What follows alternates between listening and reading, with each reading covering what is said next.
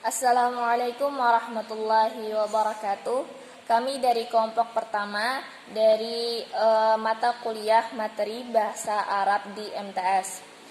Adapun judul dari kelompok kami adalah analisis pengembangan buku isi materi bahasa Arab kelas 7 semester 1 berdasarkan Permenak nomor 2 tahun 2008 dan Permenak nomor 912 tahun 2013. Nah, adapun untuk dosen pengampu dari mata kuliah ini adalah Mualim Iqbal. Adapun untuk anggota-anggota kami, yang pertama ada Afifah, kemudian ada Aprida Mawaddah, Irma Sari, Khairun Nisa, Tabiatul Adawiyah, Rahmah, Raudatul Fitriyah, Siti Nur Khafifah, dan juga Zahratun Nisa. Kemudian kita masuk kepada pembahasan pengembangan analisis.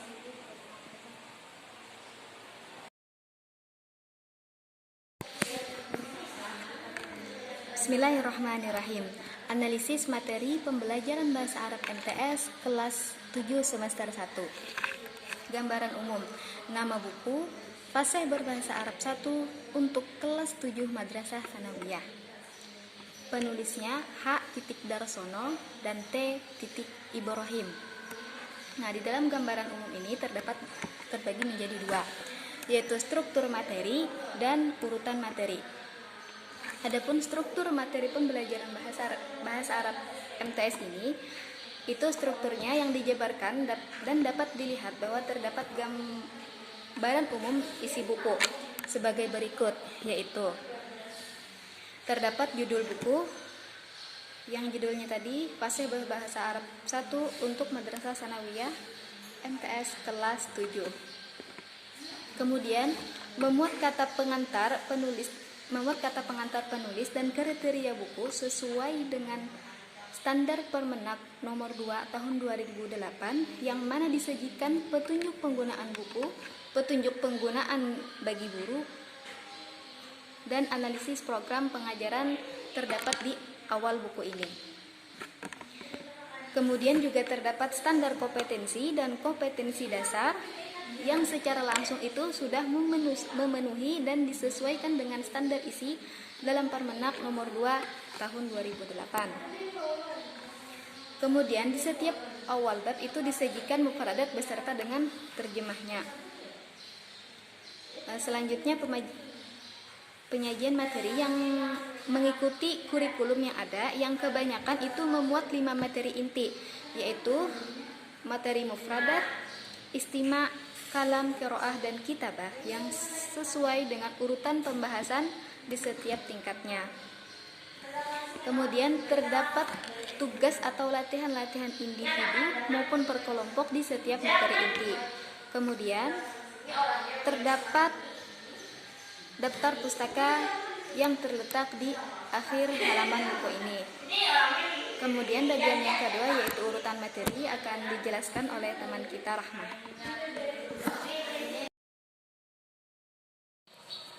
Bismillahirrahmanirrahim. Selanjutnya yang kedua yaitu urutan materi utama.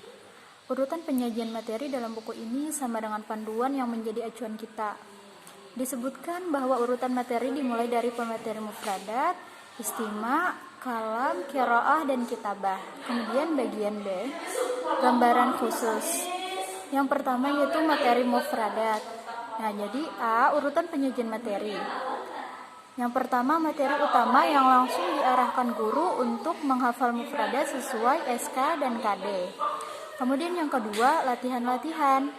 Contoh perintah latihannya yaitu ihfazil mufradatil atiyah. Kemudian bisa juga seperti fi makanil faraq ma'na munasaban musyiran ala hurufin maktubah. Dan selanjutnya akan disampaikan oleh Irma Sari. Baik, kemudian selanjutnya yang kedua yaitu materi istima. Urutan penyajian materi di dalam buku ini, yang pertama, materi utama yang langsung diarahkan guru untuk menyimak bacaannya. Kemudian yang kedua, setelah pembahasan materi, maka terdapat penjelasan kaidah nahwiyah. Kemudian selanjutnya yang ketiga yaitu terdapat latihan-latihan. Contoh perintah latihannya yaitu guru membacakan kisah, kemudian memerintahkan murid untuk mendengarkan dengan baik. Kemudian yang kedua, ajib anil as'ilah, yaitu menjawab pertanyaan-pertanyaan. Kemudian is'al sahibak an ahwali taliyah, menanyakan kepada teman tentang kalimat-kalimat yang ada di dalam buku. Kemudian kalimatil atiyah khabaran mufradan fi jumlatin mufidah. Kemudian sil bainal kalimatil mudhaf fil ma'na. Dan yang terakhir, akmil jumalil atiyah bil kalimatil munasibah, yaitu melengkapi jumlah mufradat dengan kalimat-kalimat yang cocok. Kemudian selanjutnya yang ketiga yaitu materi kalam.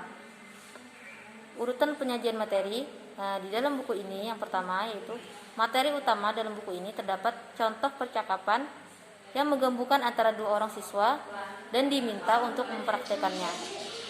Kemudian yang kedua, pada setiap bab terdapat penjelasan tentang tata bahasa. Kemudian yang ketiga, di dalam buku ini terdapat latihan-latihan. Contoh perintah latihannya yaitu ajib anil as'ilah al-atiyah, yaitu menjawab soal-soal. Kemudian kalimatan tunasib fi makanin faragh. Kemudian ij'al hiwaran kama fil misal, yaitu membuat percakapan seperti yang dicontoh. Kemudian selanjutnya akan diteruskan oleh teman saya Khairun Nisa. Yang keempat yaitu ada materi qiraah. Adapun urutan penyajian materi, yang pertama, materi qiraah di dalam buku ini berisikan teks bacaan yang terstruktur dan hanya memuat judul yang telah ditetapkan dalam SK dan KD. Yang kedua, pada setiap bab terdapat penjelasan tentang kaidah nahwiyah. Dan yang ketiga ada berupa latihan-latihan.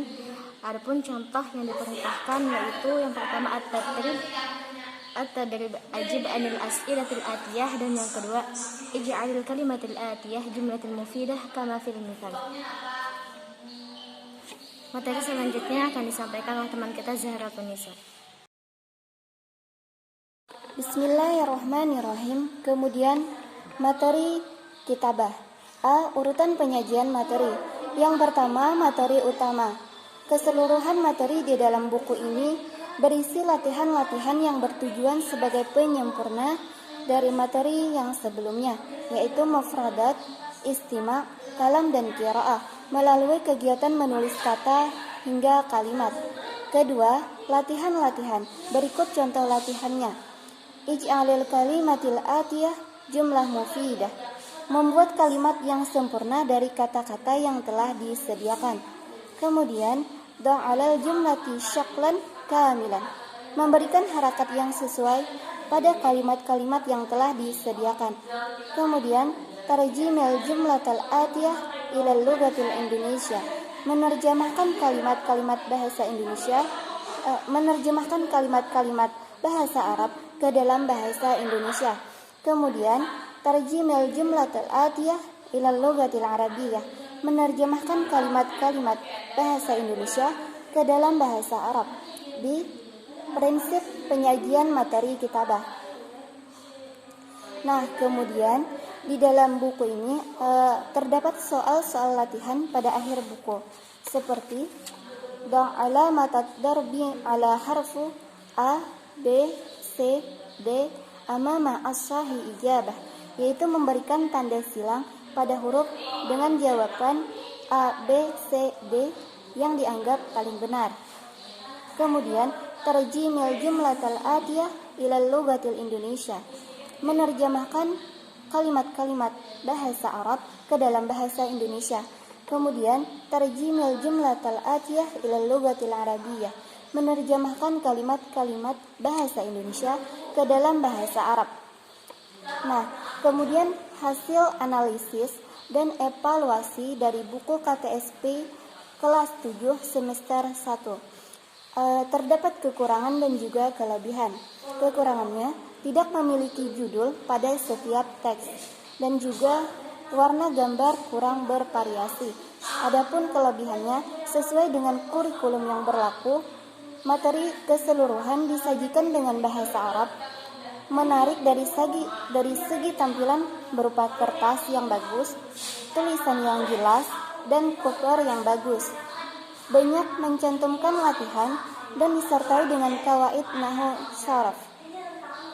Kemudian akan disampaikan oleh pemateri selanjutnya, yaitu Afrida Mawaddah.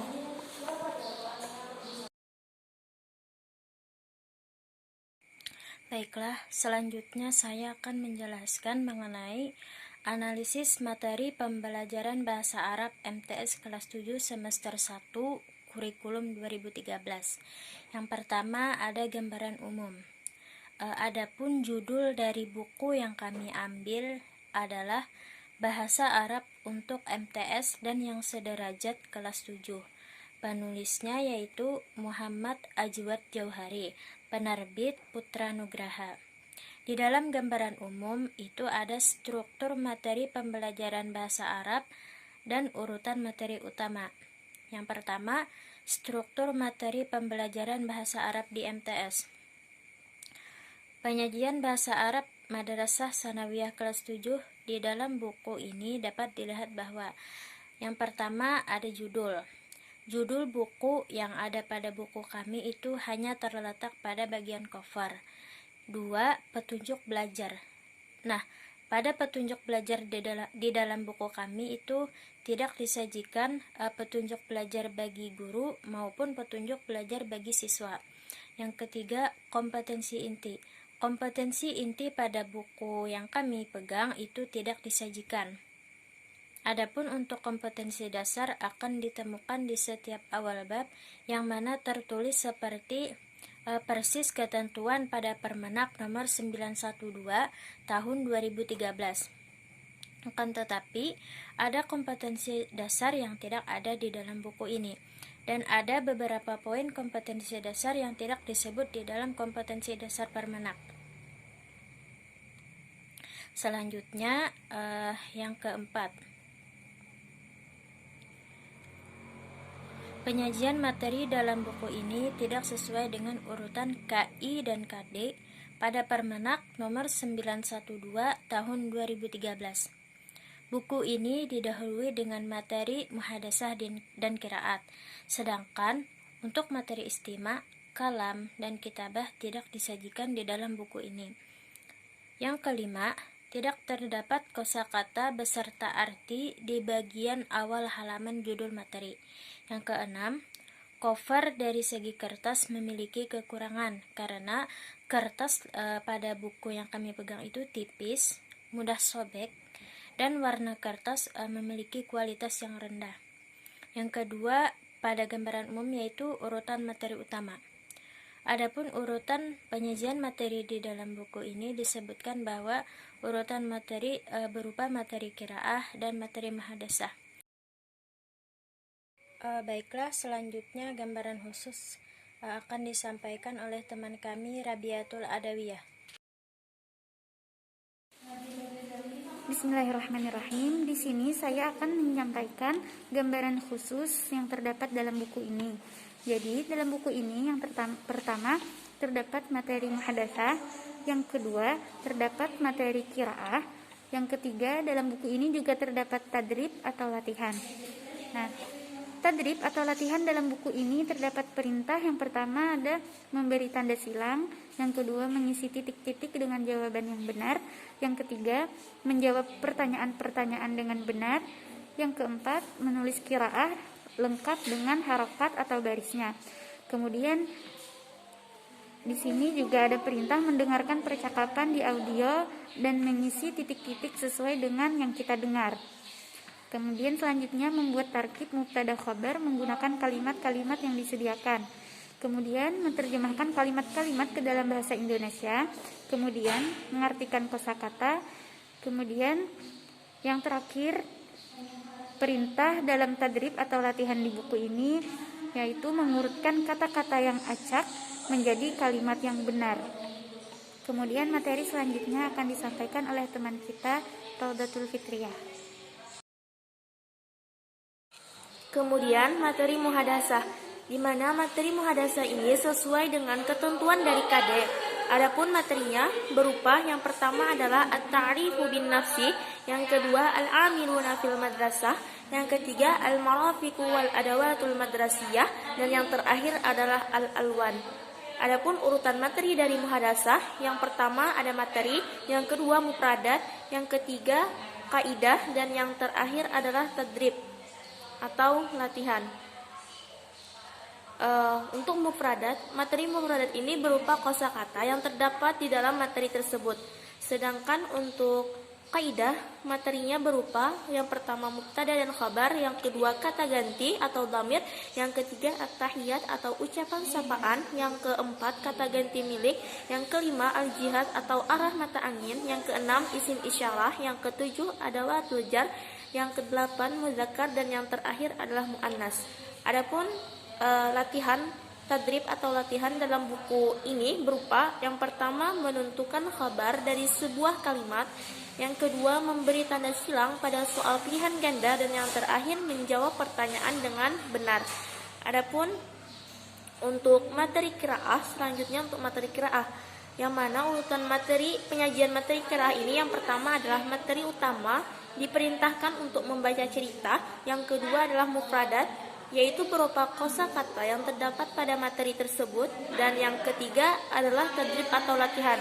Adapun latihan ini berupa yang pertama menjodohkan kata dengan benar, yang kedua membuat kalimat dengan sempurna, yang ketiga memberi tanda silang pada soal pilihan ganda, dan yang terakhir menjawab pertanyaan dengan benar.